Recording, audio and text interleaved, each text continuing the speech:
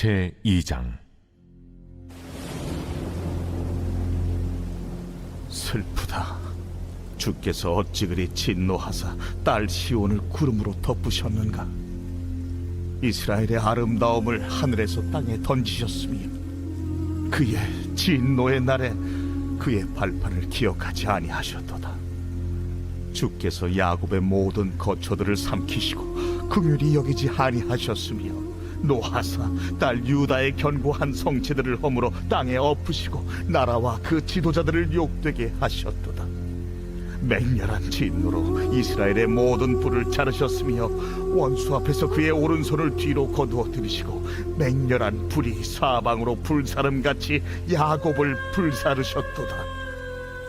원수같이 그의 활을 당기고 대적처럼 그의 오른손을 들고 서서 눈에 드는 아름다운 모든 사람을 죽이셨으며 딸 시온의 장막에 그의 노를 불처럼 쏟으셨도다. 주께서 원수같이 되어 이스라엘을 삼키셨으며 그 모든 궁궐들을 삼키셨고 견고한 성들을 무너뜨리사 딸 유다의 근심과 애통을 더하셨도다. 주께서 그의 초막을 동산처럼 헐어버리시며 그의 절기를 폐하셨도다.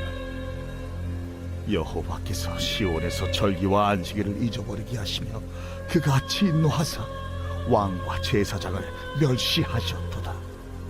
여호와께서 또 자기 제단을 버리시며 자기 성소를 미워하시며 궁전의 성벽들을 원수의 손에 넘기셨음에 그들이 여호와의 전에서 떠들기를 절기의 날과 같이 하였도다. 여호와께서 딸 시온의 성벽을 헐기로 결심하시고 줄을 띠고 무너뜨리는 일에서 손을 거두지 아니하사 성벽과 성곽으로 통곡하게 하셨음에 그들이 함께 쇠하였도다. 성문의 땅에 묻히며 빗장에 부서져 파괴되고 왕과 지도자들이 율법 없는 이방인들 가운데에 있으며 그 성의 선지자들은 여호와의 묵시를 받지 못하는도다. 딸 시온의 장로들이 땅에 앉아 잠잠하고 티끌을 머리에 덮어쓰고 굵은 배를 허리에 둘렀으며 예루살렘 처녀들은 머리를 땅에 숙였도다. 내 눈이 눈물에 상하며 내 창자가 끊어지며 내 간이 땅에 쏟아졌으니 이는 딸 내 백성이 패망하여 어린 자녀와 젖 먹는 아이들이 성읍 길거리에 기절함이로다. 그들이 성읍 길거리에서 상한 자처럼 기절하여 그의 어머니들의 품에서 혼이 떠날 때에 어머니들에게 이르기를 곡식과 포도주가 어디 있느냐? 딸 예루살렘이여, 내가 무엇으로 네게 증거하며 무엇으로 네게 비유할까? 처녀 딸 시온이여, 내가 무엇으로 네게 비교하여 너를 위로할까? 너의 파괴됨이 바다같이 크니 누가 너를 고쳐줄 소냐? 내 선지자들이 네게 대하여 헛되고 어리석은 묵시를 보았으므로 내 죄악을 드러내어서 네가 사로잡힌 것을 돌이키지 못하였도다.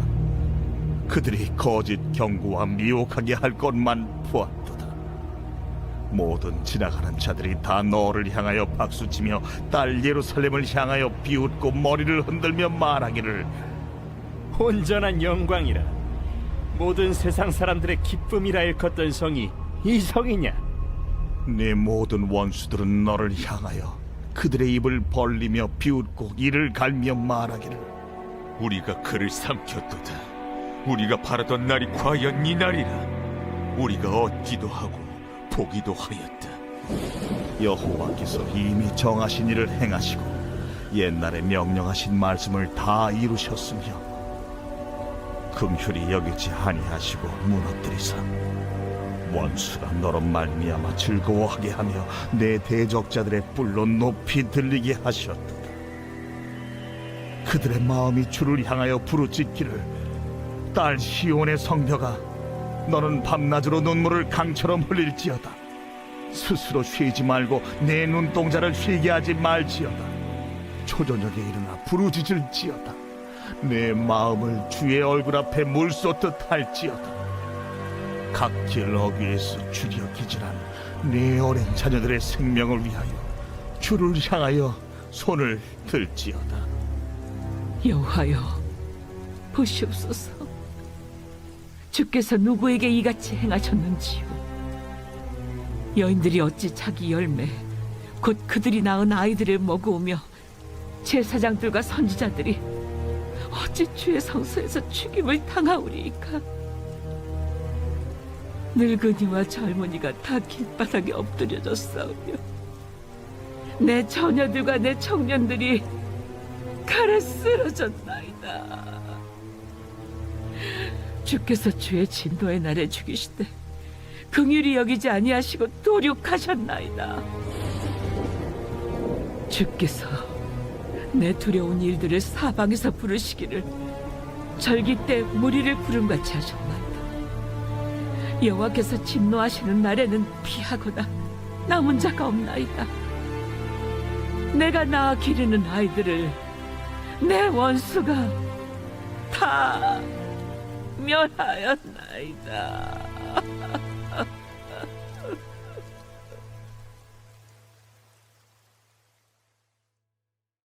오늘 예레미야가 2장의 말씀은 이스라엘의 죄에 대한 하나님의 진노하심으로 시작이 됩니다. 1절 말씀입니다. 슬프다. 주께서 어찌 그리 진노하사.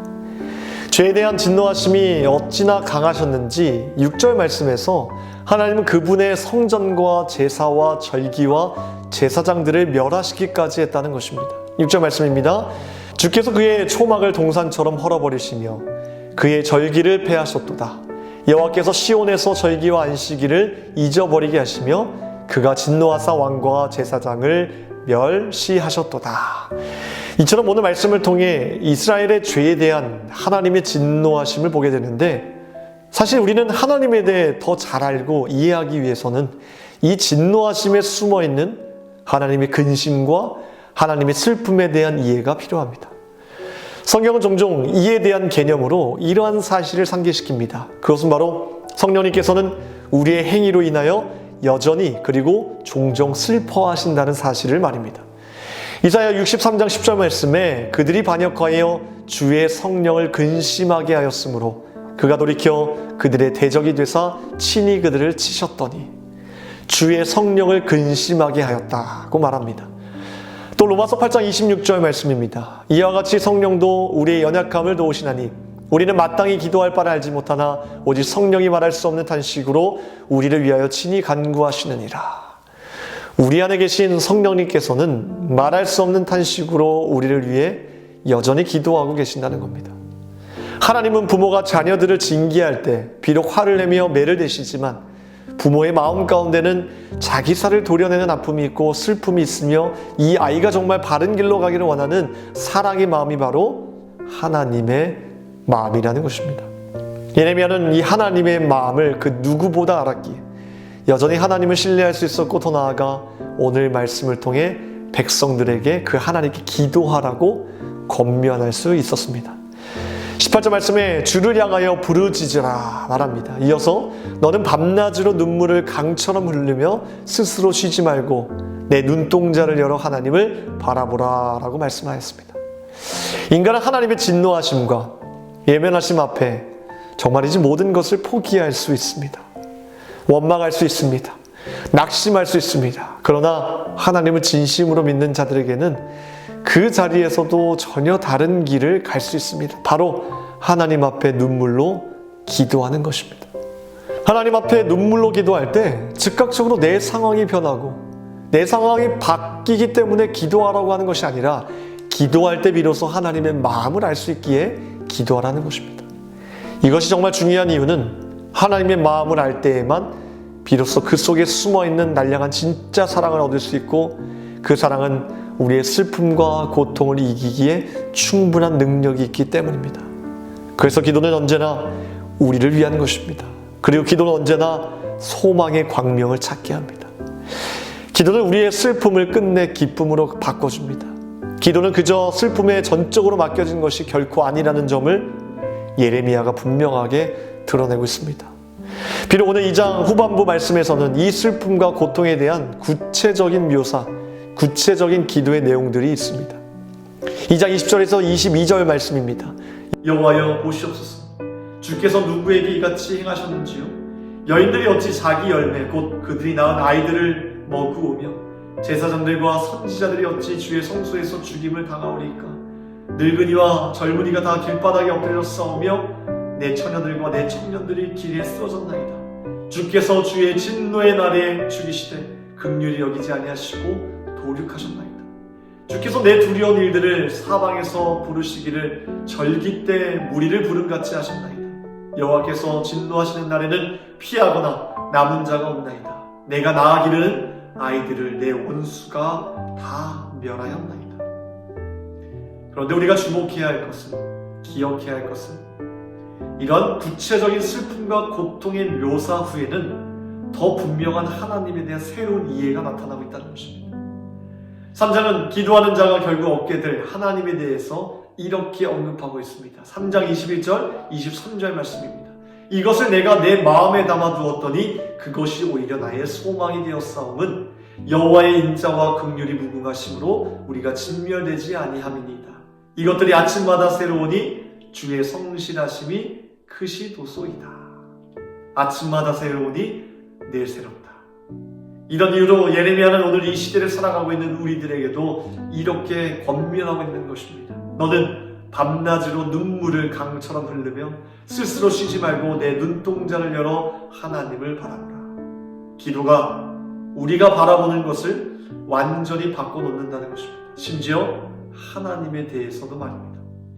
사랑하는 성도 여러분, 어떤 이유로 슬픔과 고통이 찾아온들 나에게 일어나는 모든 일들에 대해 우리의 힘으로 이것을 피할 수는 없지만 이 모든 슬픔과 고통을 끌어안고 기도할 수는 있습니다. 하나님 지금도 이렇게 기도하는 자들의 슬픔과 고통을 당신의 기쁨과 감사로 바꿔주시는 회복의 하나님이심을 믿음으로 고백하시기 바랍니다. 오늘 목요일 새벽에 함께 기도할 공동기도 제목은 다음 세대와 우리 자녀들을 위해서, 그들의 가정을 위해서 함께 기도하겠습니다. 기도하겠습니다. 하나님 감사합니다. 어떠한 상황 속에서도 기도하라는 그 하나님의 말씀을 우리가 따르길 원합니다.